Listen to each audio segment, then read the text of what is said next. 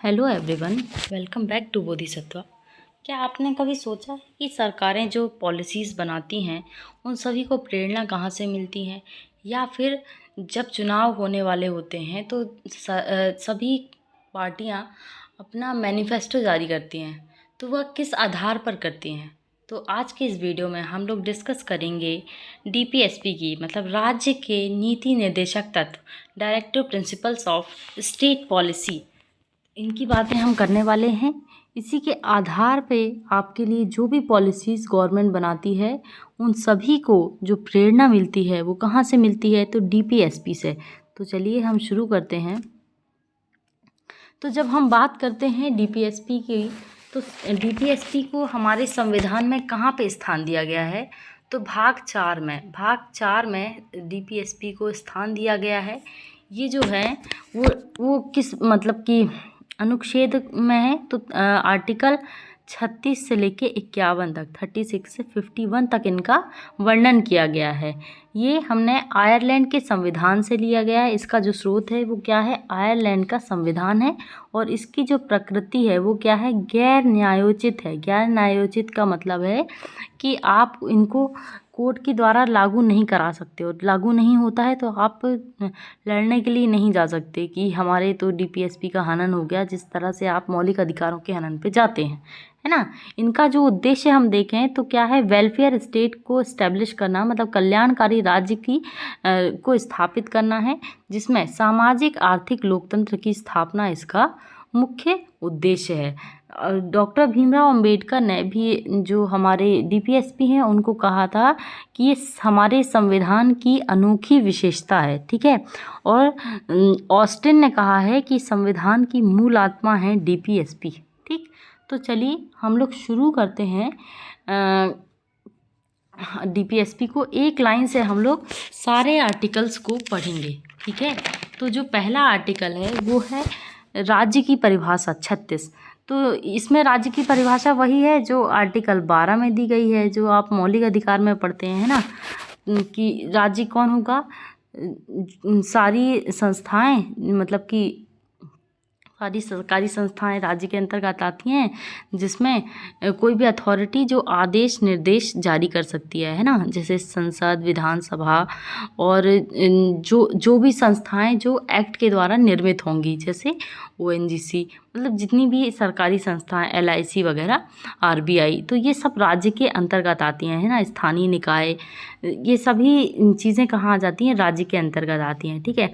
तो अब हम लोग स्टार्ट करते हैं 38 से, जो कि जहाँ से मेन हमारा डीपीएसपी स्टार्ट होता है। तो पहला जो आर्टिकल है हमारा, आर्टिकल 38, ये कहता है कि नहीं, 36 के बाद 37, इसमें शायद मेंशन नहीं है। 37 में जो उल्लेख है, 37 आर्टिकल में कहा गया है कि जो डीपीएसपी है वो प्रवर्तनीय नहीं है, मतलब गैर न्यायोचित है, और राज्य के शासन में क्या है, मूलभूत तत्व हैं।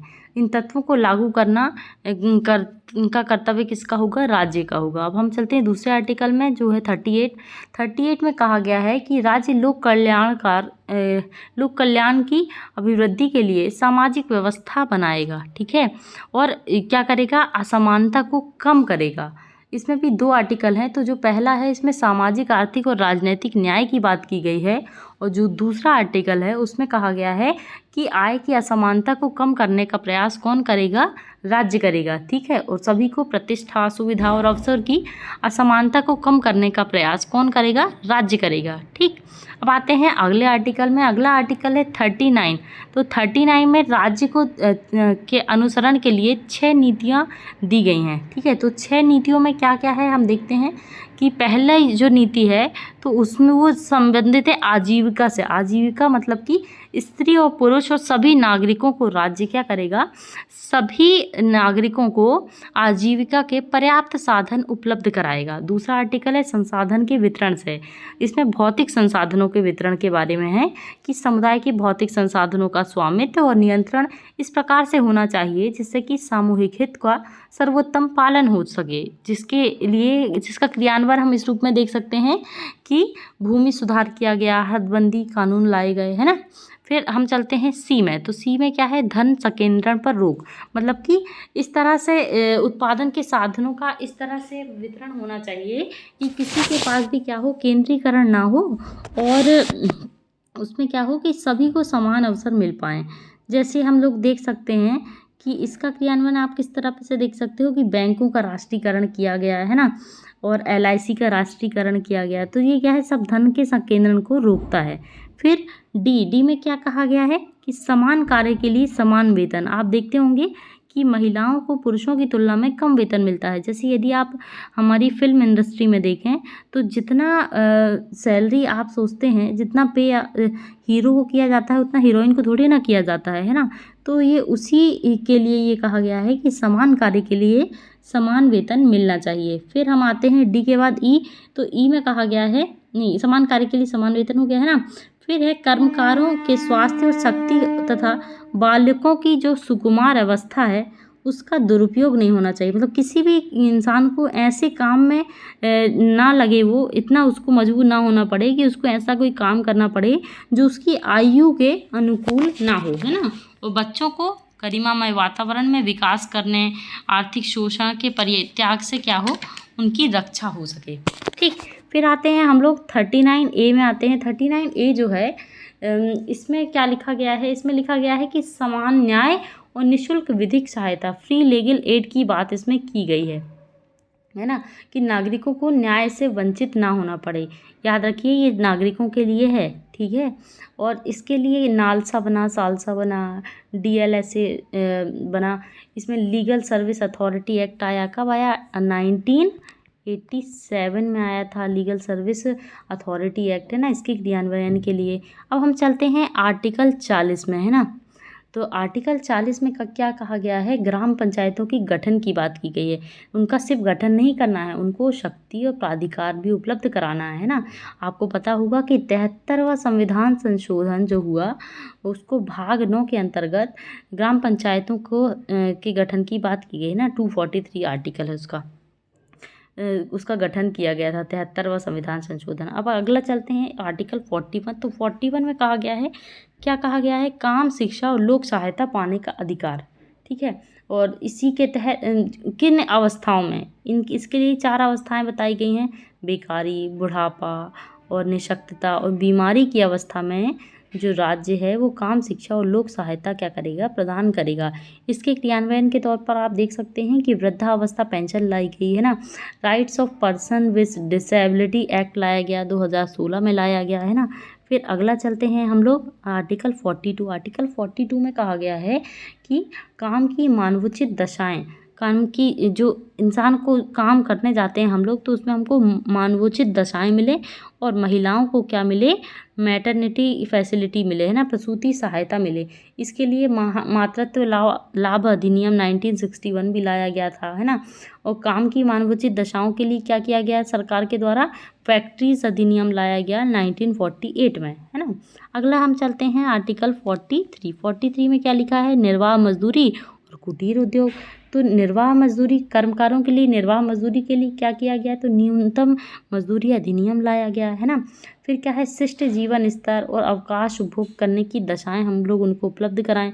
अब कुटीर उद्योगों के लिए क्या किया गया, तो कुटीर उद्योगों के लिए किया गया कि सिल्क बोर्ड बनाए गए, खादी और ग्रामोद्योग आयोग का निर्माण किया गया। फिर आर्टिकल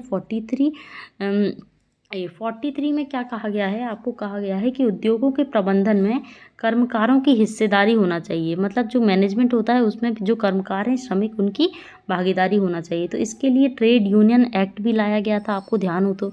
फिर आर्टिकल 43B में सहकारी समितियों की बात की गई है ना। तो सहकारी समिति अधिनियम लेके आया गया 43B के तहत, है ना। जितने भी आप देखते हैं सरकार के द्वारा कदम उठाए जाते हैं तो वो DPSP को ध्यान में रख के ही उठाए जाते हैं। चलिए हम आगे चलते हैं आर्टिकल 44। आप यदि 44 को हम देखें तो इसमें क्या है, समान नागरिक संहिता की बात की गई है, यूसीसी है ना, यूनिफॉर्म सिविल कोड, मतलब सभी के लिए समान नियम होना चाहिए। मतलब जो सिविल नियम है वो कैसे होना चाहिए, समान होना चाहिए। आप लोगों ने देखा हिंदू मुस्लिम सिख ईसाई सबके जो सिविल मामले होते हैं वो अलग अलग होते हैं। क्रिमिनल तो सबके एक जैसे होते हैं कि सबने मर्डर किया तो सबको फांसी होगी, लेकिन जो सिविल मामले होते हैं जैसे तलाक के, विवाह के, इनके सबके नियम क्या है, अलग अलग होते हैं ना। तो उन्हीं के लिए कि समान, जब सब लोग समान हैं तो उनके लिए समान नागरिक संहिता लाया जाए। इसका बहुत डिबेट चल रहा है, हो सकता है कुछ सालों में ये लागू भी हो जाए, होना भी चाहिए। गोवा में लागू भी हो गया है यूसीसी, है ना। अगला चाहिए आर्टिकल 45 में कहा गया है कि देखिए इसमें संशोधन हुआ था। कब संशोधन हुआ, 86वां संविधान संशोधन हुआ था, जिसमें कहा गया मतलब कि इसमें 21A में भी संशोधन हुआ था। इसको जो ये वाला जो है ना आर्टिकल, इसको हमने कहाँ डाल दिया था, फंडामेंटल राइट में डाल दिया था, FR में डाल दिया था। और इसकी जगह पे हमने DPSP में सुधार क्या किया कि DPSP में हमने लिख दिया कि 6 वर्ष से कम आयु के बालकों के लिए प्रारंभिक बाल्यावस्था देखरेख और शिक्षा का प्रबंध कौन करेगा, सरकार करेगा, है ना। बाल्यावस्था अर्ली चाइल्डहुड केयर को इसमें डाला गया। और जो शिक्षा का अधिकार था उसको हमने कहाँ डाल दिया, 21A में डाल दिया, है ना। कौन सा संविधान संशोधन है, याद रखिएगा, 86वां संविधान संशोधन। ठीक, अभी हम लोग संशोधनों की भी बात करेंगे। अब आर्टिकल है 46, मतलब 46वां आर्टिकल में कहा गया है कि ST SC और अन्य दुर्बल वर्गों के हितों का क्या करना है, हमको संवर्धन करना है। उनके लिए शिक्षा और अर्थ संबंधी हितों को अभिवृद्धि, शोषण और अन्याय से उनकी रक्षा करना है। इसके लिए हमने क्या किया है कि शैक्षणिक संस्थानों, नौकरियों में क्या है, ST SC और दुर्बल वर्गों को क्या मिला है, आरक्षण मिला है ना। और सिविल राइट अधिनियम आया, कब आया, 1955 में आया। फिर ST SC अत्याचार निवारण अधिनियम आया, वो कब आया, 1989 में आया, है ना। तो इस तरह से हमने उनके लिए भी काम किया है। फिर अगला चलते हैं आर्टिकल 47। आर्टिकल 47 कहता है कि पोषाहार स्तर, जीवन स्तर को ऊंचा रखने तथा लोक स्वास्थ्य तथा सुधार करने का राज्य का कर्तव्य होगा, है ना। तो राज्य क्या करेगा कि आपके पोषाहार स्तर को उच्च रखेगा। ठीक, इसके लिए राज्य ने क्या काम किया, इसके लिए राज्य ने काम किया कि नेशनल रूरल हेल्थ मिशन लेके आया, है ना। और अर्बन हेल्थ मिशन लाया, स्वच्छ भारत अभियान लाया, जो हमारी क्या है कि लोक स्वास्थ्य को सुधारने के लिए और जीवन स्तर को ऊंचा रखने के लिए ये राज्य के द्वारा किए गए क्या है, प्रयास हैं। ठीक, इसके बाद हम चलते हैं आर्टिकल 48 में क्या गया है, कृषि, पशुपालन और गौवध प्रतिषेध। तो इसमें मुख्य रूप से कहा गया था कि राज्य क्या करेगा कि कृषि और पशुपालन का संगठन, है ना, और परिरक्षण, नस्ल सुधार करेगा दुधारू पशुओं की, गाय और बछड़ों की, क्या है कि इनका जो हत्या हो जाती है उस पर रोक लगाएगा। आधुनिक प्रणालियों का इजाद करेगा। और जो वाहक मवेशी हैं, वाहक मवेशी मतलब जैसे बैल है ना, उसका क्या करेगा, रक्षण करेगा, ठीक है। और इनकी सबका वध का जो प्रतिषेध करेगा। इसके लिए राज्य ने क्या किया, अब कृषि के लिए हमने क्या किया, MSP लेके आए, ठीक है। Indian council of agriculture research की स्थापना हुई। तो ये सब क्या है, राज्य के द्वारा किए गए प्रयास हैं। अब हमने लाया आर्टिकल 48A में क्या कहा गया है, ये 42वें संविधान संशोधन से आया था। 48A, इसमें कहा गया है कि पर्यावरण का संरक्षण तथा संवर्धन और वन तथा वन्य जीवों की क्या है, रक्षा करेगा। कौन करेगा, राज्य करेगा, है ना। इसके लिए राज्य ने क्या किया, राज्य ने इसके लिए वन्य जीव संरक्षण अधिनियम लेके आया। कब आया, 1972 में। और वन संरक्षण अधिनियम भी लाया, 1980 में लाया। NGT की स्थापना हुई, प्रोजेक्ट टाइगर आया, है ना। बहुत सारे प्रयास किसके द्वारा किए गए हैं, राज्य के द्वारा किए गए हैं। अब आते हैं आर्टिकल 49 में क्या क्या है कि राष्ट्रीय स्मारकों का संरक्षण करेगा, कौन, राज्य।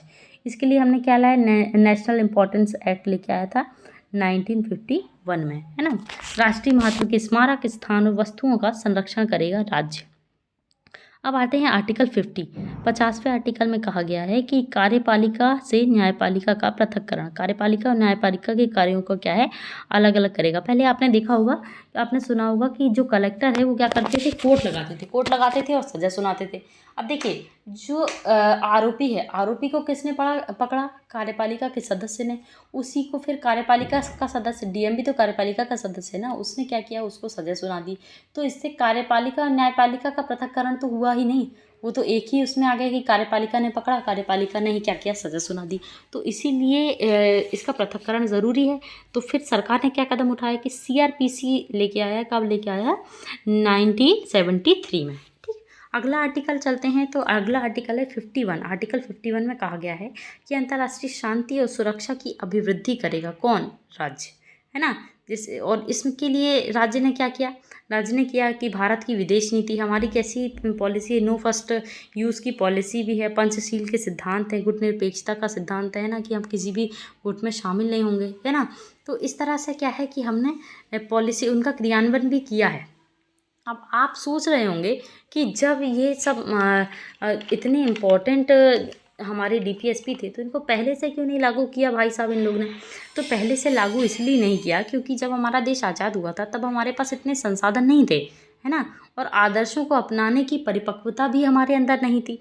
नैतिक आदर्श के निर्देश में रखना समझदारी है। नैतिक आदर्श के हमने क्या किया? इनको निर्देश में रख दिया है ताकि राज्य जो भी पॉलिसी बनाए वो इनके अंदर रह के बनाए, है ना।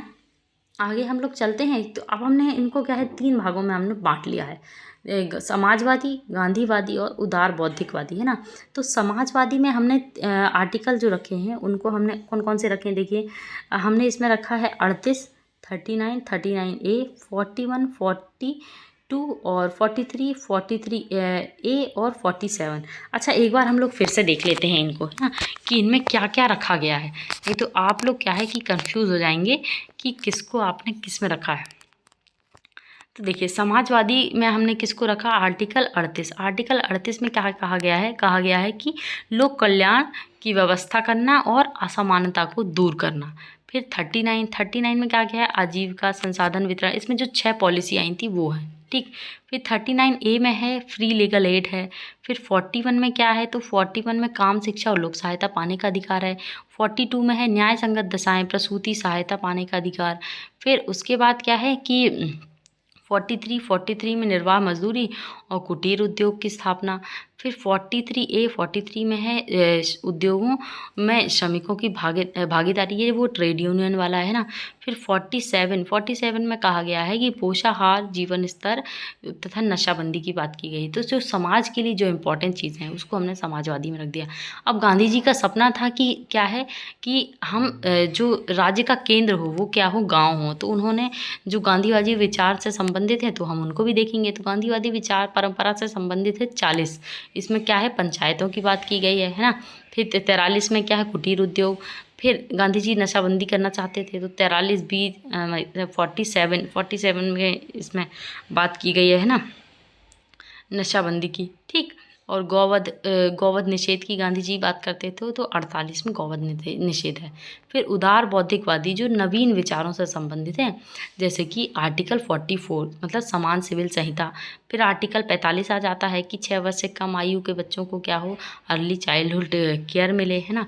फिर आर्टिकल 48 आ जाता है। 48 में क्या कहा गया है? कृषि पशुपालन। इसमें 48 में मुख्य रूप से कहा गया है कि आधुनिक खोजों पर ध्यान दें, इन सभी की नस्लों सुधार करें, है ना। फिर 48A में पर्यावरण और वन्यजीव के संरक्षण की बात की गई है। फिर 49 पे हम जाएँ तो 49 में लिखा गया है कि राष्ट्रीय स्मारकों की क्या करें? हम लोग रक्षा करें। फिर 50 में क्या है कि कार्यपालिका और न्यायपालिका क्या क्या हो? सेपरेशन हो। और 51 में है कि अंतर्राष्ट्रीय शांति और सुरक्षा की बात की गई है, ठीक है। अब आप देखिए कि इसमें कुछ संशोधन भी किए गए हैं, महत्वपूर्ण संशोधन। तो जो संविधान में मतलब डीपीएसपी में जो संशोधन किए गए उसमें पहला संशोधन है 42वां संविधान संशोधन, जो कब हुआ था? 1976 में लागू हुआ था। इसको हम लघु संविधान भी कहते हैं। इसके अंदर क्या जोड़ा गया?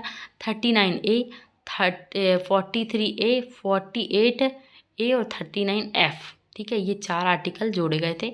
इनको आप ऐसे याद रखो कि 39 प्लस 39 में आप क्या कर दोगे? 39 में +4 कर दोगे। 39A है ना, +4, फिर इसके बाद जाएगा तो +5 होगा। रीजनिंग से आप ना इसको याद रखो, तो आपको ये क्या हो जाएगा कि याद हो जाएगा, ठीक। इसको आप इस तरह से आप याद रखिए। अगला हम चलते हैं कि अगला जो था हमारा क्या है कि 42वां संविधान संशोधन आप समझ गए, 46 में जोड़ा गया था, है ना। इसमें 39A, तो 43A, 45A और 39F जोड़ा गया, ठीक। अब 44वां संविधान संशोधन जो है वो कब हुआ था? 1978 में हुआ था, है ना। और इसमें अनुच्छेद 38(2) असमानता को कम करने वाला जो अनुच्छेद है वो जोड़ा गया था, ठीक। फिर अगला है 86वां संविधान संशोधन जो 2002 मैंने बताया था कि इसके तहत तो शिक्षा के अधिकार को जोड़ा गया था, है ना, मौलिक अधिकार में भी संशोधन किया गया था।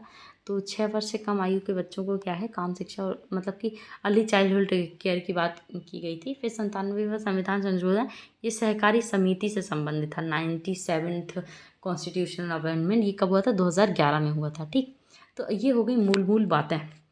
अब हम चलते हैं कि बहुत ज़्यादा डिबेट चलती है कि कौन ऊपर है, फंडामेंटल राइट ऊपर है या फिर डीपीएसपी ऊपर है।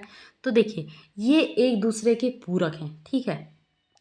तो पहला जो केस हुआ था वो चंपकम दोराई राजन मामला आया था, 1951 में आया था। तो उसमें तो पहले से कह दिया गया था कि जो फंडामेंटल राइट हैं वो डीपीएसपी पे प्रभावी हैं, ठीक है, जो मतलब राइट ज़्यादा बड़े हैं। फिर उसके बाद 1967 में गोलकनाथ मामला आया जिसमें एफआर जो हमारे फंडामेंटल राइट्स है उसको पवित्र कहा गया और बोला गया कि इनमें संशोधन नहीं हो सकता। फिर 1973 में एक महत्वपूर्ण केस जो माइलस्टोन साबित हुआ हमारे इतिहास में, तो वो है केशवानंद बनाम भारती केस। तो इसमें जो 13 जजों की बेंच बैठी और उसने एक सिद्धांत दिया जो बेसिक स्ट्रक्चर का सिद्धांत था, संविधान के मूल ढांचे का सिद्धांत, कि संशोधन कर सकती है सरकार, लेकिन क्या होना चाहिए कि मूल ढांचे का उल्लंघन नहीं होना चाहिए। मूल ढांचा कैसे पता चलेगा? बहुत सारी चीज़ें तो हमारी प्रस्तावना में पता चल जाती हैं कि हम भारत के लोग भारत को एक संपूर्ण प्रभुत्व संपन्न संपन्न समाजवादी पंथ निरपेक्ष लोकतंत्रात्मक गणराज्य, मतलब ये सब जो विशेषताएं हैं वो कैसी हैं? हमारी मूल ढांचे की विशेषताएं हैं जिन पे मतलब आप चीज़ों को परिवर्तित करिए, लेकिन जो हर किसी का एक फंडामेंटल चीज़ें होती हैं ना उसको आप परिवर्तित नहीं कर सकते। तो वो वही सिद्धांत इसमें दिया गया। फिर 1980 में आया मिनर्वा मिल्स विवाद। तो इसमें क्या है, इसमें कहा गया कि आप बैलेंस बना के चलिए, जो हमारे फंडामेंटल राइट हैं और डीपीएसपी हैं वो क्या है, एक रथ के दो पहिए हैं, यदि एक पहिया भी टूट जाएगा तो रथ हमारा सही से नहीं चल पाएगा, है ना। अब अगला हम लोग चलते हैं कि देखिए, अच्छा ये बताइए आप कि फंडामेंटल राइट और ड्यूटी के भी राइट और डीपीएसपी में डिबेट क्यों हो रही है? वो इसलिए हो रही है कि देखिए अधिकार तो हमको संविधान ने दिए हैं, लेकिन जो डीपीएसपी है वो क्या है, निर्देशक तत्व है किसके लिए? राज्य के लिए, कि राज्य काम करेगा। अब राज्य काम करना चाहता है लेकिन अधिकार उसको रोक देते हैं, है ना। हम जाके वहाँ केस लगा दे रहे हैं। अब सरकार चाहती है कि हम क्या करें कि लोगों को क्या है ज़मीन दें, है ना, लेकिन हमको संपत्ति का अधिकार मिला हुआ था, तो हम कैसे चीज़ों को कर सकते हैं। इस तरह से क्या हुआ कि इसीलिए इन सब पे क्या है डिबेट चल रही थी। अब हम देखते हैं कि फंडामेंटल ड्यूटी और फंडामेंटल राइट में क्या अंतर है।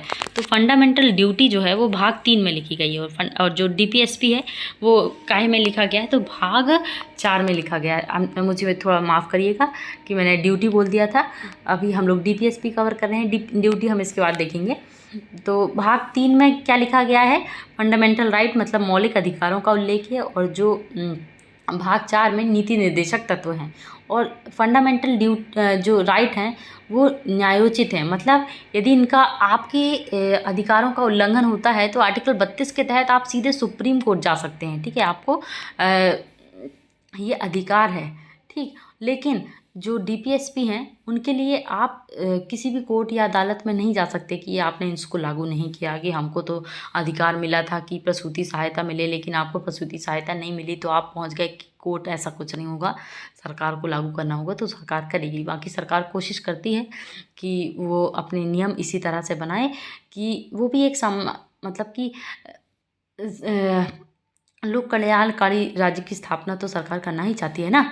अगला क्या है कि राजनीतिक लोकतंत्र की स्थापना करता है कौन, फंडामेंटल राइट, लेकिन डीपीएसपी एक लोकतंत्र की समाजवादी लोकतंत्र की स्थापना करता है, सामाजिक और आर्थिक लोकतंत्र की स्थापना, ठीक है। और जो फंडामेंटल राइट हैं वो क्या है, नकारात्मक हैं और कैसे नकारात्मक हैं कि राज्य को आज्ञा देते हैं कि आप ऐसा नहीं करेंगे, लेकिन डीपीएसपी सकारात्मक हैं कि आप ऐसा करेंगे, है ना। फंडामेंटल राइट हैं जो क्या है व्यक्तिगत हैं, और जो डीपीएसपी है वो क्या है सामूहिक कल्याण के बारे में बताते हैं।